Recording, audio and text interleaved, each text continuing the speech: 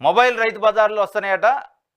Mobile రైతు బజార్లు విజయవాడ, గుంటూరులో ఫస్ట్ 100 మొబైల్ బజార్ల ఏర్పాటుకు ప్రణాళికలు. విడతల వారీగా రాష్ట్ర వ్యాప్తంగా రాష్ట్రంలో ఉన్న 111 రైతు బజార్ల ఆధునీకరణ, ప్రతి పురపాలక సంఘం పరిధిలోనే ఏర్పాట్లు, ప్రజల కోసం చంద్రబాబు సర్కారు వినూత్న పథకాలు అని చెప్పి వస్తున్నాయట మొబైల్ రైతు బజార్లు.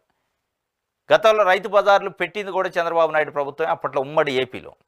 ఇప్పుడు మొబైల్ రైతు బజార్లు అవుతున్నాయి. మొబైల్ అంటే వ్యాన్స్లో దానికి సంబంధించిన కూరగాయలు కానీ నిత్యావసర వస్తువులు వేసుకొని తిరుగుతూ ఉంటుంది ఊర్లలో. అది మొబైల్ రైతు బజార్. 111 టౌన్లలో ఏర్పాటు చేయడానికి ప్రయత్నం చేస్తారట. ముందుగా గుంటూరు, విజయవాడలో చేస్తారట. ఇది ఎట్లా ఉంటే సివిల్ సప్లైస్ పౌర సరఫరాల శాఖ ఆధ్వర్యంలో ఇంటింటికి వెళ్ళి సరుకులు ఇచ్చే, రేషన్ సరుకులు ఇచ్చే కార్యక్రమాన్ని జగన్మోహన్ రెడ్డి తీసుకొచ్చాడు. ఇంటికి వెళ్ళే రేషన్ వ్యాన్లు ఉంటాయి, ఆ వ్యాన్లలో పంపిణీ చేసే కార్యక్రమాన్ని తీసుకొచ్చారు. దానికి మంగళం పాడుతుండ్రు, దాన్ని ఎత్తేస్తుండ్రు పని. అది ప్రతి నెల ఈ మొబైల్ రైతు బజార్లు కొంతమంది కొంటరు కానీ ప్రతి నెల ప్రతి ఇంటికి రేషన్ కార్డు ఉన్న ఇంటికి వెళ్ళి రేషన్ సరుకులు ఇవ్వాల్సిన బాధ్యత ప్రభుత్వం తీసుకుంది. ప్రతి నెల అది 1వ తారీఖు నుంచి స్టార్ట్ అయింది.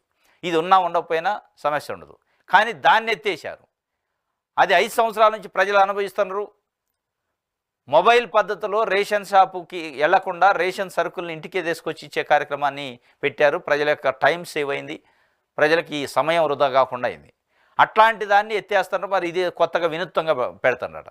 మరి ఇది అవసరమైనప్పుడు అది ఎందుకు ఎత్తేస్తున్నారు? అది కూడా ఉంచాలి కదా. ఇది మొబైల్కి మీరు కట్టుబడి ఉంటేనే కదా మొబైల్ రైతు బజార్లు తెచ్చింది. మొబైల్ సివిల్ సప్లైస్ ఎందుకు ఉండకూడదు, మొబైల్ సప్లై ఎందుకు ఉండకూడదు అనేది కూడా ప్రశ్న. మరి దాన్ని ఎత్తేసి దీన్ని పెడతారట. అంటే దాన్ని ఎత్తేయటంలో ఉన్న మతలబ్ ఏంది, దీన్ని పెట్టడంలో ఉన్న మతలబ్ ఏంది? ఎట్టి పరిస్థితుల్లో చంద్రబాబు నాయుడు గారు తన ముద్ర ఉండాలి. జగన్మోహన్ రెడ్డికి సంబంధించిన ఆనవాళ్ళు ఉండొద్దు, జగన్మోహన్ రెడ్డి ప్రవేశపెట్టే స్కీములు ఉండొద్దు, ఆయన పేరు పలకొద్దు, ఆయన పేరును గురించి ప్రజలు మాట్లాడుకోవద్దు అనే ఒక ఉద్దేశమా లేదో తెలియదు. కానీ ఒక అద్భుతమైన స్కీము ఇంటింటికి వెళ్ళి రేషన్ సరుకులు ఇచ్చేది, ఒక అద్భుతమైన స్కీము వాలంటరీ వ్యవస్థ. ఈ రెండింటిని తొలగించే కార్యక్రమానికి పునాదేశుండి చంద్రబాబు నాయుడు గారు. మొత్తానికి ఆయనకి ప్రజల సౌకర్యం కంటే, ప్రజల సంక్షేమం కంటే కూడా ఆయన పేరు ప్రతిష్టలో అవతల జగన్మోహన్ రెడ్డి పేరు ప్రతిష్టలు కూడా దిగజార్చడం, ఈ రెండు. ఆయన పేరు ఎత్తొద్దు, ఆయన పేరు తలవద్దు, ఆయన పేరుని ప్రజల గుండెల్లోంచి స్థిరస్థాయిగా తొలగించాలనే ఉద్దేశం. ఎందుకంటే ఎప్పుడు ఏం జరిగిద్దో అని భయం. మళ్ళీ ఎలక్షన్స్ వస్తే ఎక్కడ జగన్మోహన్ రెడ్డి మళ్ళీ పైకి లేస్తాడు? జగన్మోహన్ రెడ్డి ప్రజల హృదయాల్లో ఇంకా ఉన్నాడు.